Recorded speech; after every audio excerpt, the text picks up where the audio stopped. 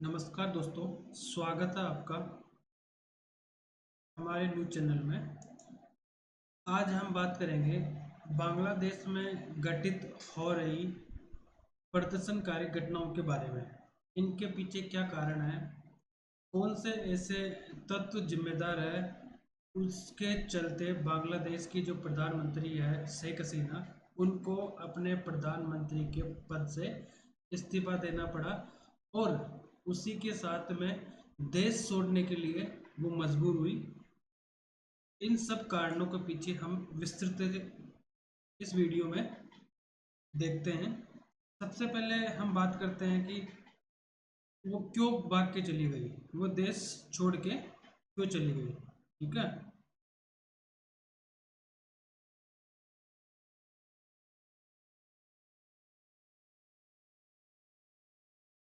तो नमस्कार दोस्तों, फिर से एक बार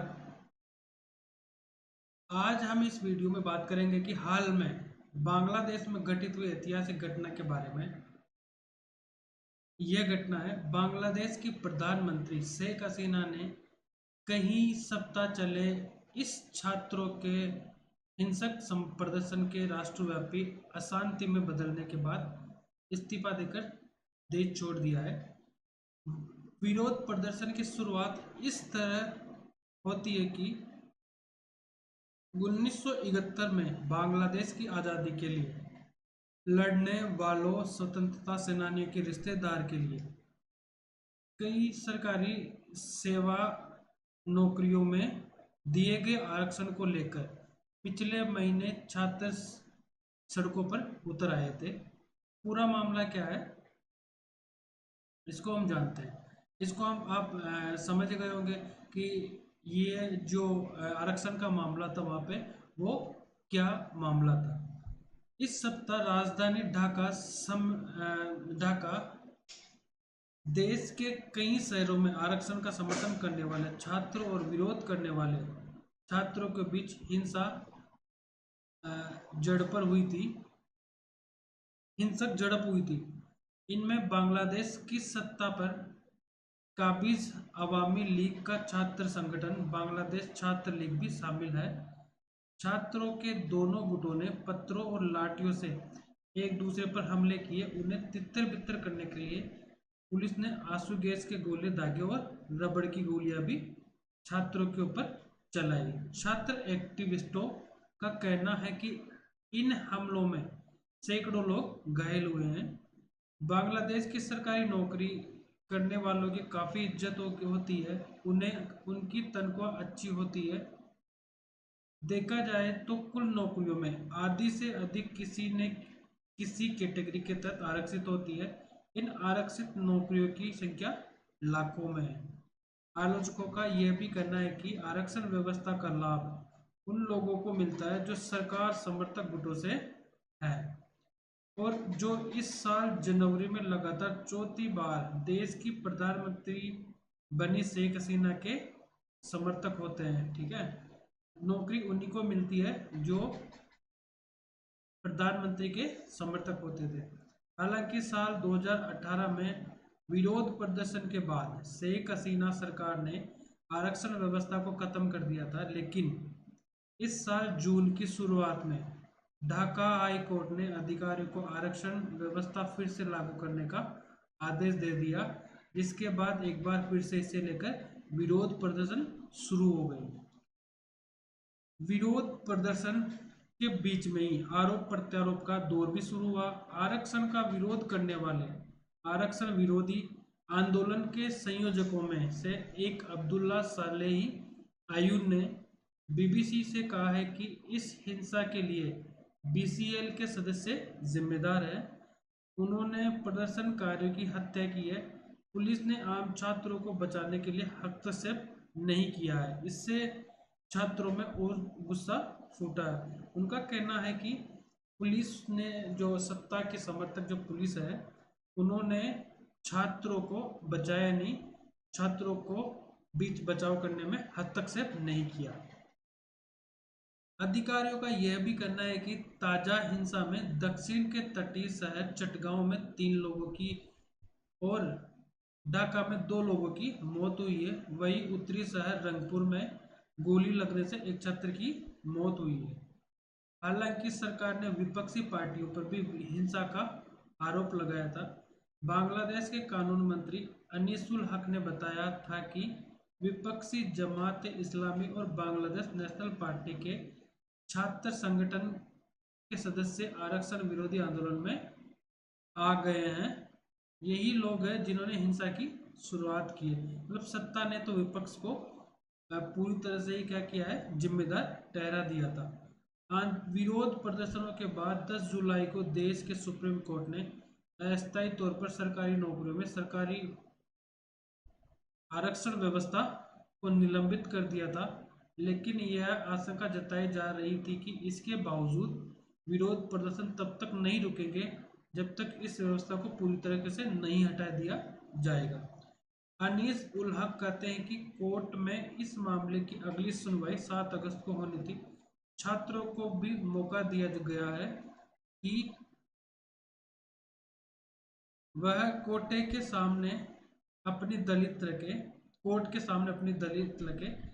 मंगलवार को हिंसक दंगों के बाद देर रात किए गए अभियान में पुलिस ने ढाका में मौजूद देश की मुख्य विपक्षी पार्टी बीएनपी के मुख्यालय पर छापे मारे और बीएनपी के वरिष्ठ नेता राहुल कबीर रिजवी ने पुलिस की छापेमारी को एक ड्रामा बताया और कहा कि छात्रों को ये संदेश देने के लिए की गई है कि उन्हें विरोध खत्म करना चाहिए। कहने का मतलब ये है कि इस पूरी घटना में पुलिस, सरकार और सरकार से संबंधित उनके समर्थक ने पूरी तरह से क्या किया है, प्रदर्शनकारियों, विपक्षी पार्टियों और आंदोलनकारियों के ऊपर एक तरफ से हमला बोला है और उनको कहीं ना कहीं सिस्टम से ग्रसित किया है, उनको पीड़ित किया है।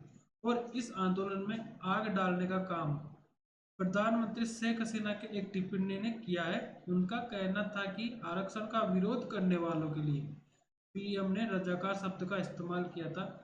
रजाकार शब्द उन लोगों के लिए इस्तेमाल किया जाता था जो 1971 के युद्ध में पाकिस्तानी सेना का साथ दिया था। इस बारे में कई छात्र नेताओं का कहना था कि शेख हसीना ने रजाकार से तुलना कर उनका अपमान किया है। उनका कहना था कि इस तुलना के कारण बीसीएल के सदस्यों को भी उन पर हमले करने की हिम्मत मिली। मैं आपको बता दूं, जो बीसीएल संगठन है वो शेख हसीना की पार्टी से संबंधित है। ठीक है, नेक्स्ट आते हैं। ये हिम्मत मिली, इसी से ही क्या हुआ, और उग्र प्रदर्शन बांग्लादेश में हुए। और नौबत इस बात पे आई है कि आज 5 अगस्त 2024 को प्रधानमंत्री को अपना त्याग पत्र देना पड़ा और बांग्लादेश छोड़कर जाने के लिए मजबूर हुई। सत्ता में कैसे आए शेख हसीना? 1947 के पूर्वी बंगाल के एक मुसलमान परिवार में पैदा हुई शेख हसीना को राजनीतिक विरासत में मिली। उनके पिता राष्ट्रवादी नेता शेख मुजीबुर रहमान थे। वो बांग्लादेश के संस्थापक और राष्ट्रपिता थे जिन्होंने 1971 में देश को पाकिस्तान से आज़ाद कराया था और देश के पहले राष्ट्रपति भी बने थे। उस दौर में शेख हसीना स्वयं ढाका यूनिवर्सिटी में एक छात्र नेता के रूप में खुद को स्थापित कर चुकी थी। 1975 में सैन्य तख्तापलट के दौरान मुजीबुर रहमान और उनके परिवार के अधिकतर लोगों को मार दिया गया था। सिर्फ शेख हसीना और उनकी छोटी बहन की जान बची थी क्योंकि उस समय वो विदेश यात्रा पर थी। भारत में निर्वासन जीवन बिताने के बाद शेख हसीना 1981 में बांग्लादेश लौटी और अपने पिता के राजनीतिक दल अवामी लीग की नेता बन गई। जनरल हुसैन मोहम्मद इरशाद के सैन्य शासन के खिलाफ उन्होंने अन्य राजनीतिक दलों के साथ मिलकर सड़कों पर प्रदर्शन किया और लोकतंत्र की मांग की। देश में उठे विद्रोह ने तेजी से शेख हसीना को राष्ट्रीय आइकन बना दिया। वो सबसे पहले साल 1996 में चुनाव जीतकर सत्ता तक पहुंची। उन्होंने भारत के साथ जल संधि करने और देश के दक्षिणी पूर्वी इलाके में विद्रोहियों के साथ संधि करने का श्रेय जाता है। लेकिन उन पर इसी समय उन पर कई सौदों में भ्रष्टाचार करने और भारत के अधिक प्रभाव में होने के आरोप भी लगे। आगे चलकर वह 2001 में अपनी राजनीतिक सहयोगियों से प्रतिद्वंदी बनी। बांग्लादेश राष्ट्रवादी पार्टी की बेगम खालिदा जिया से चुनाव हार गई। राजनीतिक पार्टी की वारिस ये दोनों महिलाएं 3 दशकों तक बांग्लादेश की राजनीति पर हावी रही। इन्हें बेटलिंग बेगम भी कहा जाता है। बेगम उच्च परिवार की मुस्लिम महिलाओं को कहा जाता है। विश्लेषक यह भी मानते हैं कि इन दोनों महिला नेताओं की कड़वी राजनीतिक प्रतिद्वंदिता के नतीजे में बांग्लादेश में बसों में बम धमाके हुए, लोग अगवा किए गए, गैर न्यायिक हत्याएं आम बात हो गई है। हसीना साल 2009 में फिर से सत्ता में लौटी। ये चुनाव कार्यवाहक सरकार की निगरानी में हुए थे।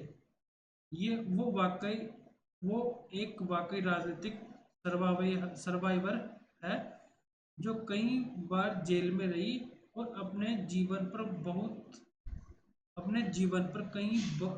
हुए कई हमलों से जिंदा बच निकली।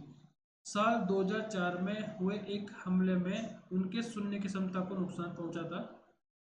उन्होंने देश से बाहर निकलने के प्रयास किए और भ्रष्टाचार के आरोपों में कई मुकदमों में फंसी रही। शेख हसीना ने क्या हासिल किया है अब तक? शेख हसीना ने के शासन वाला बांग्लादेश एक विपरीत तस्वीर पेश करता है। एक समय दुनिया का सबसे गरीब देश रहा मुस्लिम बहुल बांग्लादेश उनके नेतृत्व में 2009 के बाद विश्वसनीय आर्थिक प्रगति हासिल कर चुका है। अब बांग्लादेश इस क्षेत्र में सबसे तेजी से बढ़ती अर्थव्यवस्था में से एक है। आर्थिक प्रगति के मामले में बांग्लादेश अपने विशाल पड़ोसी देश भारत से भी आगे निकल गया है। पिछले एक दशक के दौरान बांग्लादेश की प्रति व्यक्ति आय 3 गुना बढ़ चुकी है। विश्व बैंक के अनुसार बीते दशकों में बांग्लादेश में 2.5 करोड़ लोगों को गरीबी से बाहर निकाला गया है। बांग्लादेश की आर्थिक प्रगति का श्रेय देश में कपड़ा उद्योग को जाता है। बांग्लादेश के कुल निर्यात का अधिकतर हिस्सा कपड़ा उद्योग से ही रहा है और हाल के दशकों में यह उद्योग तेजी से बढ़ा है। बांग्लादेश का यह उद्योग यूरोप, अमेरिका, एशिया के बाजारों को आपूर्ति करता है। अपने देश के स्वयं के संसाधनों, कर्ज और विकास के लिए मदद लेकर हसीना की सरकार ने कई विशाल आधारभूत ढांचा विकास योजनाएं शुरू की। इनमें गंगा नदी पर $2.9 अरब से बनने वाला पद्मा पुल भी शामिल है। इन विवादों में घिरी हुई थी शेख हसीना। सत्ता संभालने के बाद शेख हसीना के सामने सबसे गंभीर संकट ताजा विरोध प्रदर्शन ही है। ये प्रदर्शन बेहद विवादित चुनाव नतीजों के बाद हुए। विवादित आम चुनावों में लगातार चौथी बार उनके पार्टी को चुन लिया गया था। इस्तीफा देने की बढ़ती मांगों के बीच शेख हसीना डटी हुई थी। उन्होंने प्रदर्शनकारियों को आतंकवादी कहकर संबोधित किया और आलोचना की। उन्होंने इन आतंकवादियों से सख्ती से निपटने के लिए समर्थन भी मांगा था। ढाका और देश के दूसरे हिस्सों में प्रदर्शन सरकारी नौकरियों में आरक्षण समाप्त करने की मांग से शुरू हुए थे, लेकिन ये व्यापक सरकार विरोधी आंदोलन में बदल गए। कोविड महामारी के बाद बांग्लादेश लगातार बढ़ती महंगाई और बढ़ते कर्जों से जूझ रहा है। महंगाई आसमान पर थी, विदेशी मुद्रा भंडार गिर रहा। 2016 के बाद से बांग्लादेश का विदेशी कर्ज दोगुना हो चुका है।